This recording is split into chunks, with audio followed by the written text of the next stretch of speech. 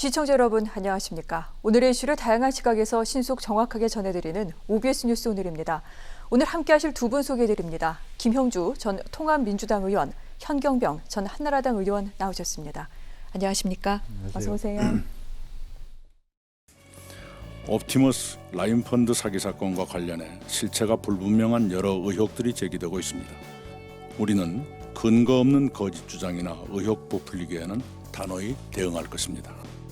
민주당은 조속히 특검을 수용할 것을 촉구합니다.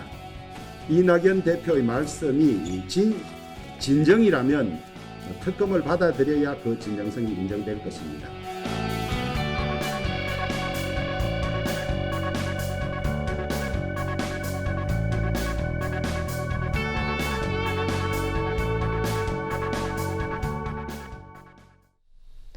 네, 어제 이어서 오늘도 라임 또 옵티머스 펀드 사기 사건으로 이야기를 좀 시작하도록 하겠습니다. 정치권의 공방이 격화되고 있고요. 이제 좀 새로운 뇌관으로 떠오르는 것이 아닌가 싶기도 합니다. 오늘도 국회 국정감사에서 이 문제 상당히 좀 많이 다뤄졌는데 이 펀드 사태 이면에 정관계가 연루돼 있다. 이런 의혹이 계속해서 제기되면서 여러 가지 파장이 커지고 있는 중입니다. 오늘 정모위원회 국감 금융감독원을 대상으로 열렸고요. 과방위에서도 전파진흥원을 상대로 국감이 열렸는데 의원들의 여러 얘기가 나왔습니다. 특히 국민의힘이 맹공을 퍼붓는데 몇몇 발언들을 좀 모아봤습니다. 정모위에서는 윤재옥 의원, 라임과 옵티머스의 공통점, 청와대 인사가 관련돼 있다는 것이다. 이영 의원, 환매 연기 발표하기 직전에 기관 투자자들의 자금이 빠져나갔다. 유이동 의원, 금감원이 옵티머스와 관련된 조치를 112일이나 끌다가 유예했다라고 얘기를 했습니다. 아울러 강민국 의원 같은 경우에도요. 옵티머스 이게 사기라는 걸 인지할 수 있었는데 금감원이 이를 동조 내지 방조한 것이다. 이렇게 굉장히 심하게 또 강하게 비판하기도 했습니다. 과방위에서는 전파진흥원의 옵티머스 투자와 관련된 의원들의 질의가 잇따랐는데요. 허은하 의원, 이 옵티머스에 기금을 투자한 간부가 징계를 받았지만 계속해서 사실상 억대 연봉을 받고 있다. 이거 정권 유착 의심될 만한 정황이다라고 얘기를 했고요. 김영식 의원 같은 경우에는 옵티머스의 전 대표와 임종석 현 대통령 외교안보 특보 그리고 전 전파진흥원장이 학력으로 연결이 되어 있다. 학벌로 연결이 되어 있다. 정권 유착이다. 이런 얘기를 하기도 했습니다. 이렇게 야당에서는 어제 오늘 계속해서 정관계 연루 의혹, 권력형 게이트로 비화할 수 있다. 이 부분에 대해서 강조하고 있는 중인데요. 두 분의 의견 들으면서 오늘 이야기 그럼 시작하도록 하겠습니다. 자, 국민의힘 오늘도 국감을 통해서 계속해서 여러 의혹을 제기하고 나섰는데 이런 부분 의원님 어떻게 보십니까?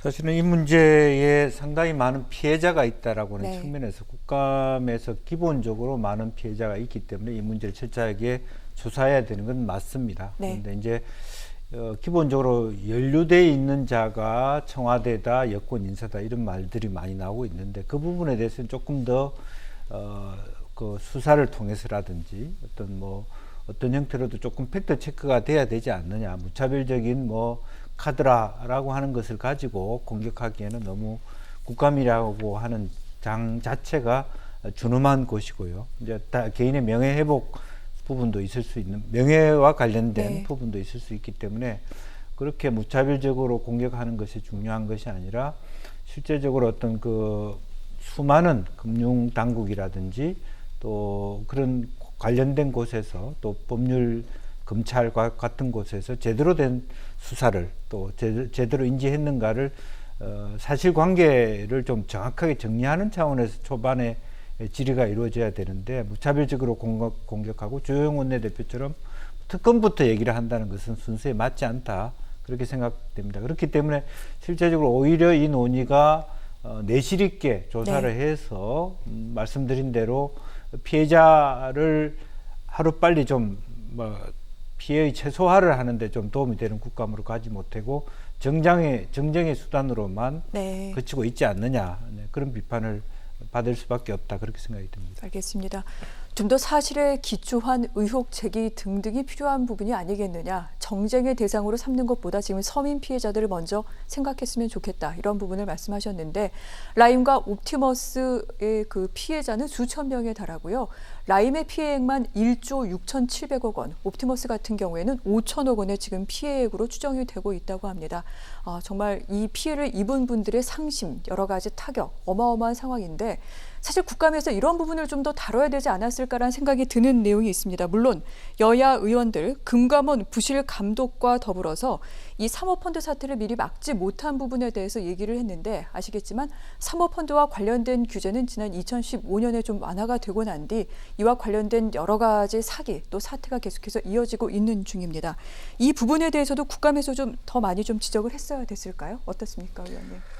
먼저 원칙적으로 짚고 가야 될 부분이 네. 그동안 이제 공모펀드에서 사모펀드 시장이 굉장히 커지고 있습니다. 네. 그런데 이제 이런 라임 그리고 옵티머스 자산운용사입니다.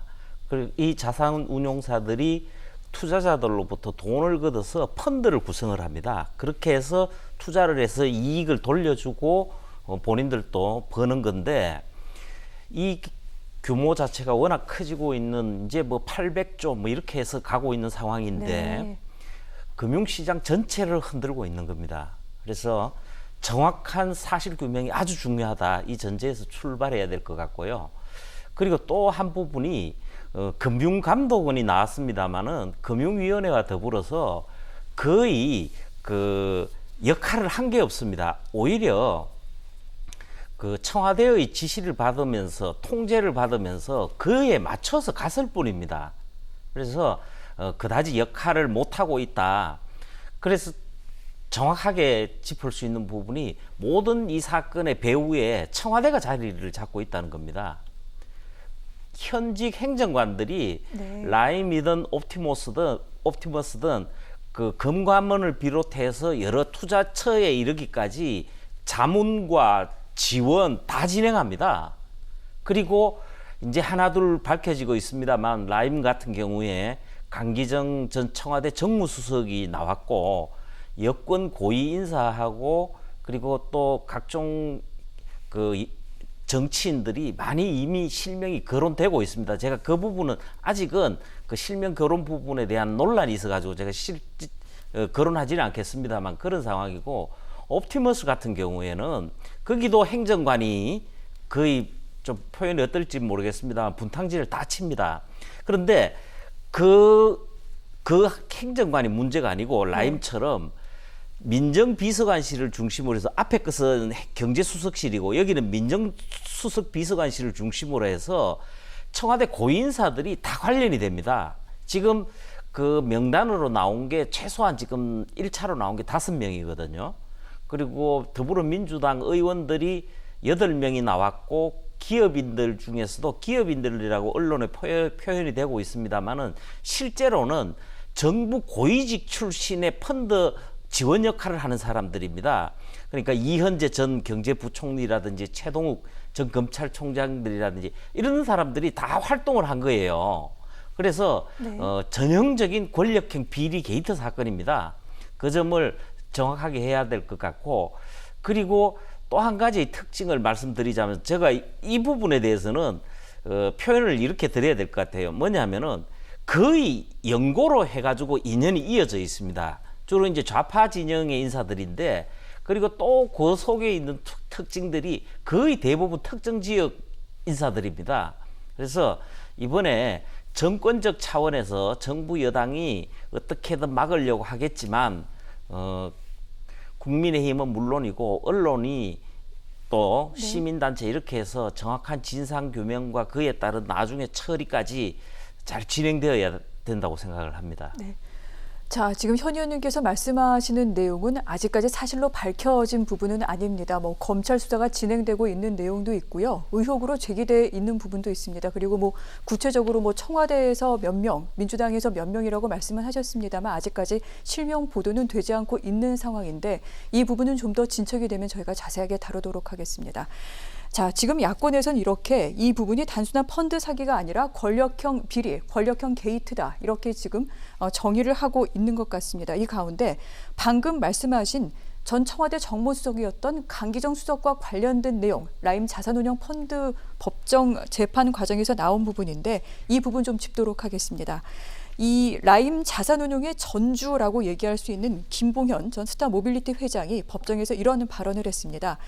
이 라임 사태와 관련된 무마를 청탁하기 위해 강기정 당시 정무수석에게 5천만 원을 건네달라고 그렇게 당시 대표인 이강세 전 지역 방송사 사장 출신인 대표에게 건넸다라고 법정에서 진술을 했습니다. 이에 대해 강기정 전 정무수석 청와대에 들어올 때는 소지품 검사가 상당히 철저한데 돈가방 들고 들어올 수 없는 그런 시스템이다. 아울러 이 김봉현이라는 사람의 이름을 제대로 알지 못할 정도로 나는 이 사람과 전혀 관계가 없다라고 얘기를 했습니다. 여기에 더불어서 김봉현 회장이 얘기한 부분이 하나 더 있습니다. 민주당의 김모 의원을 국회에 들어가서 만났다. 그리고 그 김 의원이 바로 그 자리에서 금감 원장에게 전화를 걸었다. 즉 자신들의 라임 사태를 좀 무마해달라는 그런 청탁과 관련해서 전화를 해달라고 얘기를 했고 그 자리에서 금감 원장과 부원장에게 통화하는 것을 들었다, 봤다 이렇게 얘기를 한 겁니다. 아직까지 실명이 거론되고 있지는 않은데 김 의원의 입장은 이렇습니다. 금감 원장에게 전화한 적 없다라고 얘기를 했고요. 금감 원장 역시 기억도 없고 자료도 없다라고 얘기를 했습니다. 그러면 한 가지씩 좀 여쭤보도록 하겠습니다. 자, 강기정 전 정무수석 사실 무근이다라고 얘기를 하면서 어제 김봉현 회장을 위증죄 그리고 명예훼손 혐의로 검찰에 고소를 한 상태입니다. 그렇다면 의문점은 남습니다. 돈을 준 사람은 돈을 줬다라고 얘기를 하고 있고 돈을 보냈다라고 얘기를 하는데 돈을 받은 사람은 없는 상태입니다. 그렇다면 또 하나의 가능성, 중간에서 소위 배달 사고가 있을 가능성도 짚을 수 있는데 이 상황 어떻게 봐야겠습니까, 의원님? 지금 그 말씀하신 김봉현 전 대표가 네. 이 라임 사건의 그 실체입니다. 근데 펀드를 처음 운용하는 자금을 유치하든 진행하든 투자하든 뭐 각종 과정에서 불법적인 또 탈법적인 상황이 벌어지는데 그 과정에서 아까도 말씀드린 것처럼 청와대 부분이 나오는데 사실 그 재판정 법정에서 한 발언입니다, 이게. 그리고 본인에게 전혀 유리하지 않는 내용들입니다. 그렇게 봤을 때에 그리고 이 정권의 핵심 실세고 그리고 여러 상황으로 봤을 때에 본인의 여러 불리한 상황까지 감수하고라도 발언한 걸로 봐서 신빙성의 무게가 상당히 간다고 봐야 됩니다. 그리고 이제 강기정 전 청와대 정무수석의 반응인데 본인은 이제 주장하는 것이 청와대에서 만나지 않았다는 거거든요. 그런데 그 김봉현 전 대표가 중간 역할로 맡긴 사람이 네. 이강세 전 광주 MBC 사장이 있습니다. 그래서 이 이강세 대표를 통해서 돈을 다 배달을 하고 진행을 했다 그러는데 강기정 전 정무수석과 청와대에서 만났다는 이야기를 한 건 아니거든요. 그런데 사실 그 강기정 수석은 청와대에서 나는 받은 적이 없다 이렇게 이야기를 하거든요. 그래서 사실 청와대에서는 아마 객관적으로 그 한 번이고 그 장소였다면은 실제로도 그 민원실이든 특히 그 안에 실물을 보는 곳에 들어갈 때는 그 네. 봉투를 들고 간다는 게 다 찍히기 때문에 원천적으로 성립되지 않습니다. 그래서 그런 부분을 할 수도 있는데 아까 그 나왔던 배달 사고와 더불어서 그곳이 아닌 다른 제3의 장소일 수는 있는 거예요. 이 부분은 조금 더 지켜봐야 될 것 같습니다. 그리고 네. 예. 그리고 이제 중요한 부분이 사실은 이제 청와대가 그 여기 정무수석실도 있지만은 경제수석실을 중심으로 해가지고 민정수석실 해서 그 금융감독원이라든지 여러 형태의 기관이나 이런 곳에 압력을 행사하거나 개입한 정황이 있단 말입니다. 그런데 그 과정 속에서 하다 보니까 지금 청와대가 네. 거의 다 요 사건이 본격화되고 조사가 들어가지 않는 한은 늘 만날 수가 있거든요. 그 안에서 일관되게 다 부인을 해버리면 지금 그냥 야당이나 언론조차도 사실관계에 접근하기 굉장히 어렵습니다. 그래서 이제 검찰이 제 역할을 해줘야 되는데 지금 사법부와 더불어 가지고 이 검찰하고 경찰이 이제 그 친정권 권력기관이 돼버렸단 말이에요. 그래서 제가 볼 때 사실관계 자체도 굉장히 어렵고 정부 여당 인사들에게 유리한 정황으로 흐를 가능성이 농후합니다. 자, 의원님, 그 부분 검찰 수사와 관련된 부분은 저희가 잠시 후에 좀 더 자세하게 예. 여쭤보도록 하겠습니다. 지금 정관계 연루 의혹과 관련된 라임 펀드 사건에 대해 여쭤보고 있는데 방금 강기정 전 정무수석 이 부분 완강히 부인하면서 오히려 김봉현 회장을 지금 고소 고발한 내용까지 말씀을 드렸습니다. 여기에 대해서 이제 수사가 진행이 돼야 될 텐데 김모 전 의원을 만났다라고 또 김모 의원입니다. 전 의원이라 김모 의원을 만났다라고 김봉현 회장이 또한 얘기한 부분도 있었고요. 현재 김영춘 국회 사무총장 이 라임 사태와 관련해 검찰 소환 일정을 조율 중이다라는 언론 보도도 나왔습니다. 여러 민주당 인사들이 계속 라임 사태와 관련해서 실명까지 나오면서 거론이 되고 있는 상황이고 실제로 어찌됐건 의원님 강기정 전 정무수석도 이 라임 측과 만났고요. 또한 김 의원이라는 사람도 국회에 들어온 라임 측 사람을 만난 것이기도 합니다. 민주당 인사들이 이렇게 계속해서 거론되고 있는 부분 상당히 좀 문제가 있는 게 아닐까 그런 생각도 드는데 어떻습니까? 뭐 수많은 사람들을 국회에서 만나자 그러고 의원들이 네. 그것을 다 거부할 수도 없고 왜 만나는지도 모르는 상태에서 만나는 것 자체를 뭐라고 할 수는 없을 것 같아요. 이제 그리고 실제적으로 보면 이제 좀 따져야 될 것이 소위 이강세라고 하는 분이 광주 MBC 사장을 했기 때문에 광주 호남 지역에 네. 많은 지인들을 많이 했기 때문에 강기정 수석하고 친분이 있을 수 있고 지역의 국회의원으로서 만날 수는 있습니다만은 일의 관계라는 측면에서는 맞지 않죠. 왜냐하면 정무수석이 그런 어떤 뭐 금융과 관련된 일을 하는 것도 아니고 정책실장도 아니고 뭐 경제보좌관도 아닌 상태에서 그걸 느닷없이 말하자면 정무수석이 금감위원장한테 전화를 한다는 것도 쉽지 않은 거고 그런 의미에서 본인도 위정죄고 더군다나 이강세라고 하는 분이 나는 주지 않았다라고 얘기하고 이 주장은 오직 김봉현이라는 사람이 이강세라는 사람이 만나러 가니까 5개를 준비하라 해서 나는 줬다라고 하는 여기서 끝나는 거예요. 그래서 사실관계를 뭐 정말 대질 신문을 하든지 어쨌든 이것은 끝까지 가봐야 되는 부분이고 네. 또 강기정 수석이 끝까지 이거는 한 푼도 안 받았다고 얘기를 하고 또 위정죄로 이제 고소 고발을 하겠다는 태도이니까 조금 더 살펴봐야 될 것 같습니다. 그리고 이제 김현이라고 하는 분이 누군지는 잘 모르겠습니다. 그런데 이제 그야말로 만약 김영춘 국회 사무총장이라면 실제로 뭐 그 대부분의 시간을 해수부 장관으로 있었고 이분은 또 호남 사람도 아니고 부산이 지역구 있는 의원이라서 뭐 여러 가지 만난 적도 있고 골프를 칠 수도 있고 뭐 관계상 어울릴 수는 있지만 네. 지금 김봉현이라는 사람이 그냥 궁지에 몰리니까 생각나는 대로 만난 사람들을 다 이렇게 올가매려고 하지 않느냐라는 생각이 들어요. 왜냐하면 제가 뭐 김영춘 사무총장 측근한테 얘기하니까 사실은 뭐 출석하고 있는데 내가 그 사람하고 어떤 관계에서 내가 왜 가야 되는지도 모르고 지금 조사받으러 가야 될 판이다. 이것이 그 사람의 입장이고요. 제가 아는 한 김영춘이라는 사람은 굉장히 깐깐한 사람입니다. 그 사람 앞에 뭘 얘기를 하기도 쉽지 않고 얘기를 했다고 해서 어지간한 얘기를 그래 내가 해줄게라고 얘기하는 사람이 절대 아니에요. 네. 그래서 김모라는 의원이 다른 의원이 있을 수 있지만 어쨌든 조사로 받으러 가는 건 사실인 것 같습니다. 그런데 본인조차도 자기가 왜 받으러 가는지 무슨 일이 있었는지도 모르는 상태에서 나오라 하니까 출석을 하겠다라고 하는 그런 상태에 있기 때문에 네. 상당히 많은 물론 그 수많은 것 자체가 100% 아무 일이 없는데 이 사람들이 그 일을 꾸며낸다고 말하기는 어렵겠죠. 그러나 상당수는 사실과 다를 가능성이 저는 많다 그렇게 보여집니다. 그렇군요.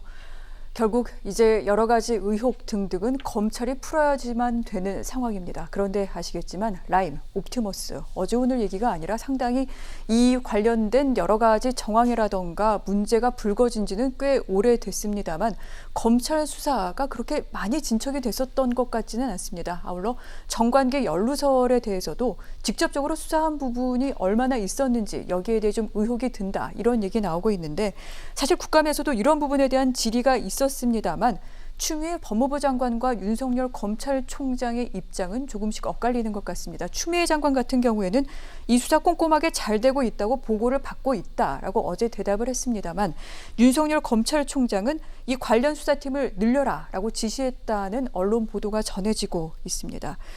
굉장히 국민들의 관심사가 쏠려 있는 사안이고 엄정한 수사가 진행돼야 합니다만 추미애 장관과 윤석열 총장 조금 엇박자를 보이는 게 아닌가 그런 생각이 들기도 하는데 어떻습니까? 우선 뭐 지금 이 정부가 여러 가지 오해를 받을 일들이 있죠. 금융 특수부를 거의 네. 해체한 수준으로 갔기 때문에 그것은 전반적으로 근데 검찰 개혁의 일환이라고 하지만 이렇게 금융과 관련된 사건 사고가 굉장히 많거든요. 구조적으로 보면 자금이 굉장히 유동화가 심해서 이런 사모펀드 사건들이 굉장히 많아지는 전체 전 세계의 경제 흐름 속에 있기 때문에 그런 부분이 그와 맞닿아 있기 때문에 상당히 많은 말하자면 질문과 비판을 받을 수 있다 그렇게 생각이 들고요. 또 인사이동을 굉장히 철저하게 뭐 2월 7월 이렇게 함으로써 안정적으로 이렇게 검찰이 뭔가를 하나 지속적으로 수사하기에도 상당히 좀 집중되기도 어려운 네. 여러 가지 문제가 있지 않았겠냐 그런 생각이 듭니다. 그래서 그런 부분이 아마 법무부 장관에게 쏠리는 어떤 야권의 의혹이라고 보여진다면 어쨌든 윤 총장은 나름대로 그럼에도 불구하고 지금이라도 어쨌든 특수성 통들을 모아서 철저하게 수사를 해야 된다라고 네. 하는 측면이고 어떤 면에서는 엇박자라고 보기에는 한편으로는 자기 스탠스대로 가고 있다 저는 그렇게 봐도 될 것 같습니다. 그렇군요. 여권에서는 또 이런 얘기를 하고 있습니다. 지금 검찰 개혁이 진행 중인 상황이고 공수처도 조만간 출범을 좀 시키도록 지금 야당을 계속해서 압박하고 있는 와중에 이런 어떤 그 법무부 장관과 또한 여당 관계자들을 향한 실체 없는 의혹이 제기되고 있는 것이다라는 그런 얘기를 하기도 하는데 어떻게 봐야 될지 궁금하고요. 의원님, 사실 공수처가 출범하면 또 해결할 수 있는 문제이지 저는 않습니까? 전혀 그렇게 보지 않습니다. 네. 특검 아니고는 네. 그러니까 정치적 중립성이 보장되는 그 검사에 의해서 공정하게 진행되지 않는 어떤 경우도 저는 우려를 금할 수 없다고 생각을 합니다. 네. 사실 공수처 부분을 막기 위해서 이 쟁점을 강화하고 있다는 정치 공세가 나오는 것 같은데 사실 공수처가 출범을 하게 되겠지만은 그걸 하게 된다면은 앞으로 제가 전에 한번 말씀드린 적이 있습니다만은 우리 국가 주요 인사들이 상시적으로 공적 압력을 받게 됩니다. 그 부분에서 청와대를 비롯해서 대통령까지 다 해당이 되게 됩니다만은 이런 기구들이 외국에는 거의 없다고 생각하시면 됩니다. 아예. 그렇게 해서 이렇게 진행을 하는데 지금 형태의 흐름이라든지 규정을 보게 되면은 사실 친정권 기관화되고 그러니까 우리 흔히 말하는 정권 홍위병 역할을 한다 이런 비판에서 자유로울 수가 없기 때문입니다. 사실 지금 라임이나 옵티머스 사건과 관련만 했어도 서울 남부지검을 비롯해가지고 서울중앙지검이 진행되고 있습니다만은 여기도요 추미애 법무장관 오면서 4번의 인사를 하면서 거의 물갈이하고 수뇌부는 친정권 인사들입니다. 정말 어려울 겁니다.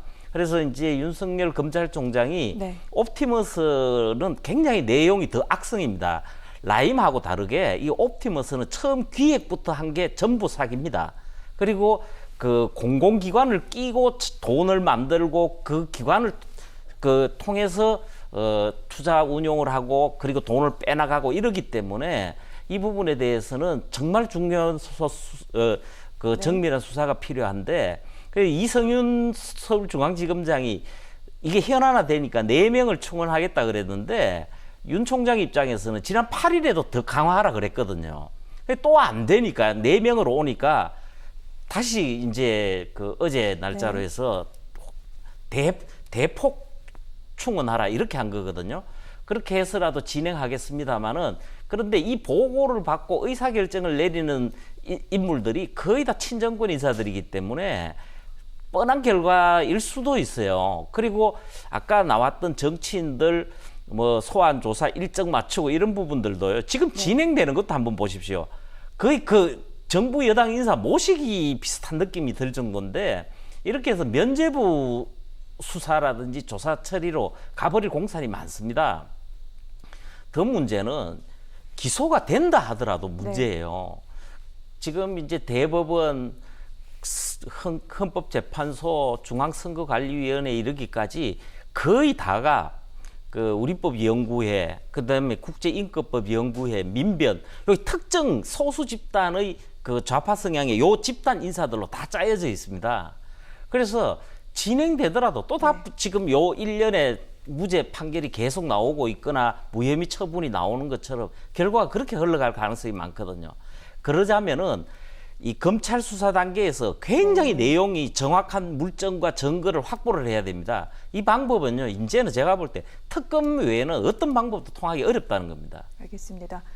자, 주호영 국민의힘 원내대표, 특검밖에 방법이 없다. 아울러 라임 옵티머스에 대해서 누구든 엄정 수사하라고 했던 이낙연 대표, 특검 이 부분 받아라. 그 말이 진정이라면 그렇게 얘기를 했습니다. 하지만 김태년 원내대표 같은 경우에는 직접 본인이 알아봤는데 큰 문제 없더라. 이렇게 얘기하기도 했는데 사실 민주당 입장은 좀 곤혹스러울 것 같습니다. 지금 국민의힘에서는 이낙연 대표, 이재명 경기도지사까지 입에 올리고 있는 중인데 어떻습니까? 문제 없으면 특검 받아라. 특검 받으면 되지 않을까요, 의원님? 아니, 이제 뭐 특검 받을 수 있죠. 네. 특검 받을 수 있는데 사실은 이제 그러려면 일정한 정당성을 특검에 대한 정당성 또 국민의 지지를 받아야 된다는 측면이 하나 있고요. 더군다나 여수야대에서 특검이 쉽지 않은 상태에서 특검이 네. 되려면 그만한 어떤 명분이 축적이 돼야 되고 팩트 체크가 있어야 된다는 거고요. 사실은 뭐 아쉬움은 있습니다만 이런 지금 현 의원님 말씀 같았으면 뭐 정말 사기꾼들이 청와대를 말하자면 팔고 다니는 그 모든 청와대 이름만 나오면 특검을 해야 되는 완전히 공권력 자체가 완전히 불신당하는 이제 그런 구조가 계속 반복된다라고 하는 것이 네. 실제 우리나라를 위해서 정당하고 좋은 일인가. 이제 특검을 받아야 될 때는 받겠습니다만 그러기 위해서는 여러 가지 사실관계에서 조금 더 진일보된 네.